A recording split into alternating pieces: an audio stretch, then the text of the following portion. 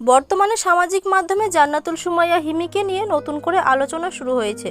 তার সাম্প্রতিক কিছু ছবি ও পোশাক নিয়ে নেট দুনিয়ায় চলছে নানা ধরনের মন্তব্য। আর এই বিষয়টি নিয়ে মুখ খুলেছেন হাসনাত আব্দুল্লাহ। তিনি বলেন, বর্তমান সময়ে জনপ্রিয় তারকারা যা করেন তা অনেক তরুণী অনুসরণ করে। তাই জনসম্মুখে আসার সময় সবাইকে একটু বেশি সচেতন হওয়া উচিত। তার মতে একজন শিল্পীর ব্যক্তিগত স্বাধীনতা থাকলেও সমাজের প্রতি কিছু দায়িত্বও রয়েছে।